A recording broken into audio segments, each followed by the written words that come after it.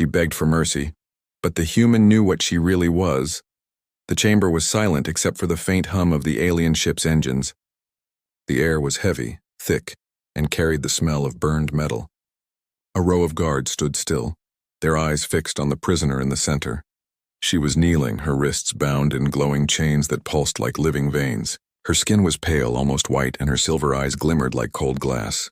She lowered her head, her lips trembling as she whispered for mercy. The human soldier stood apart from the others. His armor was scratched and worn, his face marked by old scars that told their own story. He did not speak. He only watched. The woman's voice was soft, broken, and seemed to echo across the chamber. She looked fragile, like she might collapse at any moment. To the guards, she was nothing more than a weak prisoner begging for her life. But to the soldier, she was something else. He had seen eyes like hers before. He remembered the war, the screams, the lies that had killed so many of his kind. She was not the first to wear the mask of weakness. Her people were known for it.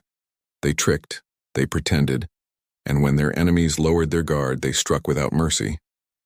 His hands tightened at his sides. He felt that same cold warning inside him now, the instinct that had saved him more than once. She raised her head slowly. Her voice broke as she begged again, calling out to him this time. She asked him to help her, to protect her, to believe she was harmless. Her silver eyes seemed wet with tears, but he noticed something strange. Her breathing never changed. Her hands did not shake like they should.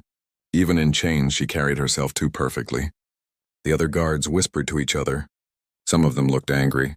Some looked ready to unlock her bonds. They thought she was no threat, but the human did not move. He studied every detail, every shift of her body. She was performing, and she was doing it well. But he had lived through too much to fall for it. He remembered the faces of his squad, the way one of her kind had begged just like this before leading them into an ambush. He had buried too many friends to forget. He felt the same pull in his chest now, the same danger hiding beneath a soft voice. The chamber grew colder. The lights flickered once, then steadied. No one else seemed to notice. The prisoner leaned forward, pressing her forehead to the floor, her chains clinking against the stone-like ground. She whispered about pain, about suffering, about being abandoned by her own kind. The guards shifted, their expressions softening. One of them even took a step closer, as if he might free her. But the human spoke at last, his voice deep and steady. "Stay where you are," he warned. The words froze the room. The prisoner looked up at him, her expression twisting for only a second. It was small, almost invisible, but he saw it. For the briefest moment, her soft mask cracked. Behind her tears, there was no fear. There was patience. There was calculation. And then it was gone, hidden behind her trembling lips once more. The others glanced at him with confusion. To them, he seemed cruel, heartless, unwilling to show mercy. They muttered under their breath, calling him paranoid. But he ignored them. His eyes stayed locked on hers. He saw the truth that they refused to see. She was waiting. She was testing them. She was searching for the moment when someone would make the mistake of setting her free. The silence stretched longer, broken only by the hum of the chains. Every second felt heavier than the last. The soldier's mind replayed the war in flashes. A village burning, the sound of voices that were not real twisting into his head. A battlefield filled with soldiers kneeling, not from wounds, but from invisible commands. Her kind had done that. He could never forget. She spoke again, her tone softer, her words slower, almost like a song. She said she was not like the others, that she was different, that she only wanted peace. The words slid through the air like smoke. The guards' eyes softened more as though her voice touched their hearts. But not his. To him it was poison, sweet on the tongue but deadly in the blood. The human stepped forward, his boots echoing against the stone floor. The sound made her raise her head once again. Their eyes met, silver against steel. She whispered his name. The guards turned, confused, because he had never spoken it in front of her. The sound of it from her lips was wrong, too sharp, too certain. He felt the weight of the room shift. The lights dimmed again, the hum of the chains grew louder. He realized then that this moment was not an ending. It was only the beginning. She was not begging for her life. She was playing a game. She was studying them. And she already knew more than she should. The human's jaw tightened. He saw her for what she was, not what she pretended to be. And though the others could not see it, though they thought he was cruel, he knew one truth above all. Mercy was the last thing she deserved. The guards whispered among themselves, their voices carrying doubt. To them, the human soldier was being too harsh. They saw only a fragile creature begging for kindness, and they were ready to believe her. The prisoner lowered her head again, her silver hair falling over her face. Her voice trembled as she said she had been abandoned by her own kind, that she was nothing but a castaway left to die. Her words were soft, heavy with sorrow, and for a moment even the silence of the chamber seemed to lean closer to listen. The human soldier did not listen. He watched. He studied. He could see how carefully she chose her words, how each one was like a thread she cast out to snare their hearts. It was not the plea of a victim. It was a performance. He had seen liars before, but none as dangerous as her kind. They had a way of twisting truth into a blade. They never begged without reason. One of the guards, a younger one, stepped forward. His hands shook as he reached for the controls that bound her. His eyes were filled with pity. He whispered that she was no threat, that they should not treat her like a monster. The human soldier raised his hand sharply. "Do not touch her." The guard froze, his face pale. The soldier's voice carried a weight that silenced the rest of the men. Still, their eyes were restless.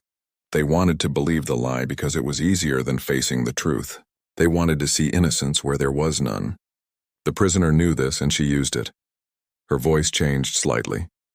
Softer. Sweeter. She spoke of pain, of cold nights locked in chains, of hunger gnawing at her bones.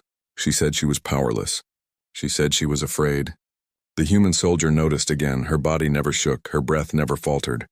Only her words carried the shape of fear, not her flesh. She had built this lie carefully, a cage of pity for the guards to step into willingly.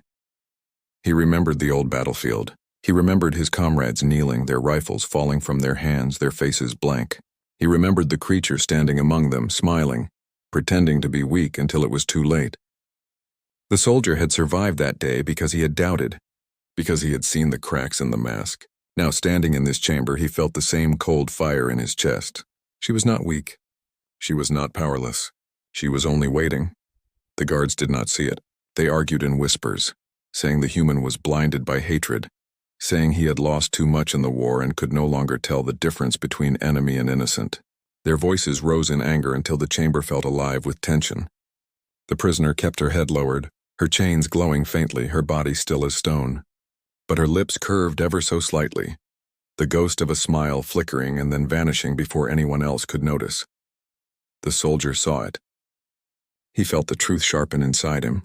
He took a step forward, his shadow falling across her. The sound of his boots echoed against the walls, breaking through the murmurs of the others. She raised her head slowly, her silver eyes shining as they met his. For a moment the act fell away. For a moment the mask cracked. Her gaze was not the gaze of prey. It was the gaze of a predator studying its next move. The soldier's heart pounded, but not with fear. It was with certainty. She was lying. Every word she spoke was poison wrapped in silk.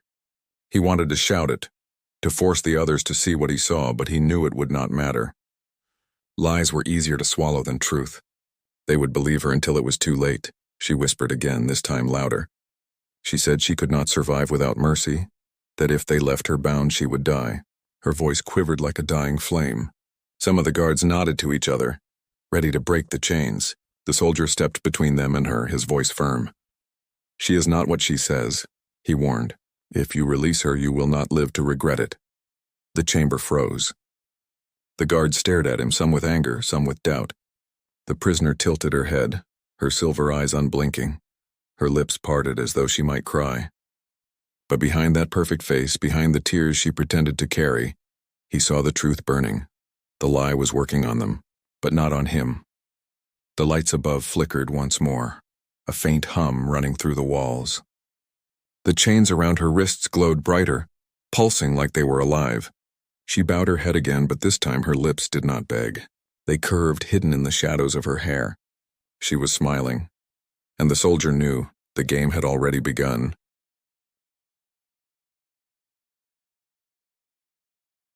The chamber felt colder, though no one spoke of it. The guards shifted uneasily, still arguing in whispers, while the prisoner remained kneeling with her head lowered. Her glowing chains pulsed brighter, as if reacting to something unseen. The human soldier's eyes never left her. He could feel it now, the quiet pressure in the air like the weight of a storm building just before the sky broke open. The young guard closest to her could not take it anymore. He stepped forward again, his hand trembling as he reached toward the locks. "She is harmless," he insisted, his voice breaking with emotion. "Look at her. She is just a victim. She will die if we do nothing." The soldier's voice cut through the chamber, sharp as steel. "Do not touch her." But his warning came too late. The young guard pressed his hand against the glowing bonds. For a moment, nothing happened. Then the air shook.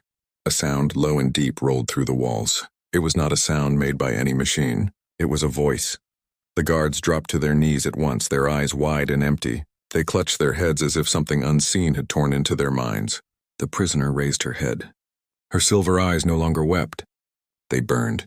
Her lips parted, and the same low voice that shook the walls poured from her mouth, layered with echoes that did not belong to a single throat. The chains around her wrists shattered like glass. Pieces of glowing fragments scattered across the floor, hissing as they died out. She rose slowly, her body straight and strong, no longer trembling. There was no sign of weakness now, no sign of fear, only power. The guards cried out, but their cries were hollow, broken. Their faces twisted in pain as they fell one by one to the ground, their minds shackled by a force they could not fight. The prisoner, no, not a prisoner, not anymore, stood above them, her smile sharp and cruel. She raised her hands and the air pulsed with her will. The human soldier did not kneel. His heart pounded, his breath heavy, but his mind was his own. He felt the pressure digging at him, like invisible claws trying to tear through his thoughts. But something in him resisted. The old scars, the old pain, the endless memories of loss, they were a shield. Where others fell, he remained standing. She turned her eyes to him and the chamber seemed to darken. Her smile widened. "You remember," she said, her voice echoing with 1,000 tones. "You saw us before. You know what I am." The soldier tightened his grip on his weapon. He had no words for her, no need to answer. His silence was enough. She tilted her head, studying him as if he were the only puzzle worth solving. Around them, the guards lay motionless, their bodies breathing but their minds stolen. She had bent them to her will in seconds. The soldier remembered the old war again, remembered the day his squad had fallen without a fight, their wills ripped away by the same kind of power. He had survived then by chance, by instinct. Now standing before her, he realized this was no random encounter. This was a continuation of the same war. She was not just a prisoner. She was something far greater. "You cannot stop me," she whispered, her voice coiling around him like smoke. "Your kind always breaks. Your kind always kneels, but you resist." Her silver eyes gleamed brighter. "That is why you interest me." The soldier stepped forward, every nerve in his body screaming, every instinct telling him to run. But he did not run. His boots struck the floor with steady weight. His eyes locked on hers. She raised her hand, sending another wave of force through the air, a pressure that crushed the walls and made the ground tremble. The chains that had once bound her now floated in shards around her, spinning in the air like blades. He pushed through it. His mind bent but did not break. Sweat ran down his face, his muscles stiff with the strain, but his will held. She smiled again, this time wider, almost delighted. "Yes," she whispered. "You will not kneel." That is what I wanted to see. The chamber shook harder, the lights flickering wildly. Sparks fell from the ceiling, and the shadows stretched long across the walls. She stepped closer, each movement fluid and graceful, her power filling the space like a rising tide. The soldier raised his weapon, steadying his breath. Around them, the guards lay silent, their bodies nothing more than empty shells. He was alone now, alone against her. But he had expected this from the moment he saw her eyes. The air burned with tension as they faced each other in the ruined chamber, the human soldier's will against the alien's power. One standing, one smiling, both waiting for the other to move. And in that silence, in that heavy pause, he finally understood. She was not captured. She was not defeated. She had wanted this all along. The chains were never meant to hold her. The lies were never meant to protect her. She had been waiting for him. The chamber was no longer a place of order. Sparks crackled from the ceiling. The walls groaned as if the ship itself felt her presence, and the guards lay scattered like broken dolls, their eyes staring at nothing. The human soldier stood among them, his weapon raised, his breath steady despite the weight pressing on his chest. She was free now, and her silver eyes glowed brighter than the failing lights. She tilted her head as though listening to something he could not hear. Then she smiled faintly and stepped back into the shadows of the corridor beyond the chamber. Her voice echoed around him, though her lips did not move. "You will follow. You have no choice." The soldier's grip tightened. He did not answer, but his boots struck the floor as he advanced. The corridor stretched long and dark, lit only by strips of failing light. Each step echoed, each sound heavy in the silence. Somewhere ahead, her laugh drifted like broken glass sliding across stone. It was not loud. It did not need to be. It was enough to tell him that she was waiting. The walls trembled again, the hum of the ship breaking into sharp cracks as though reality itself was bending around her. Shadows stretched where they should not. Corners seemed deeper, endless. It was as if the ship was no longer just steel and metal, but part of her will. A sudden figure moved in the darkness. One of the guards stepped out, his eyes blank, his body stiff. He raised his weapon, but his movements were slow, unnatural, like a puppet pulled by invisible strings. The soldier reacted quickly. A burst of light cut the silence, and the guard collapsed motionless. But the echo of her laughter followed, softer now, almost like approval. More guards appeared from the shadows, their steps uneven, their faces void of life. They came at him one after another, tools in her hand, puppets used to delay him. He fought through them, his weapon steady, his movements sharp. Each one that fell left behind silence, and in that silence he heard her again. Stronger than the others, but still mine. He pressed on, his body aching, his mind sharp. He knew this was not just a chase. This was her hunt. She wanted him to follow. She wanted him to push forward, deeper into the twisting corridors. She was testing him just as she had tested his squad long ago. But where his squad had failed, he refused to. The soldier slowed his steps, his eyes scanning every shadow. He knew she was trying to draw him into her game. He had survived too much to simply run blind. His training guided him now. He used the dark to his advantage, moved carefully and listened for the smallest shift of air. Then he heard it. A whisper, so faint it could have been his imagination. His name again, carried through the ship as though the walls themselves spoke it. He froze, his weapon raised, but nothing moved. A light flickered above him, and when it steadied, she was there. For only a breath, only long enough for his eyes to catch the curve of her face, the glint of her silver eyes. Then she vanished again, leaving only the echo of her steps. He pressed forward faster now, his heart beating harder. She was not running. She was guiding him. He felt it in every turn, every flicker of shadow. The ship was a maze, and she was leading him to the center. More guards came, their movements stiff and broken. He cut through them, his arms heavy, his muscles burning, but his will unshaken. She whispered to him as he fought, her voice sliding between the gunfire and the silence. "You resist. You endure. You are different from the others." The corridor narrowed, twisting downward into the deeper sections of the ship. The air grew colder, thick with the weight of her power. The soldier stepped carefully, his weapon ready. He knew she was near.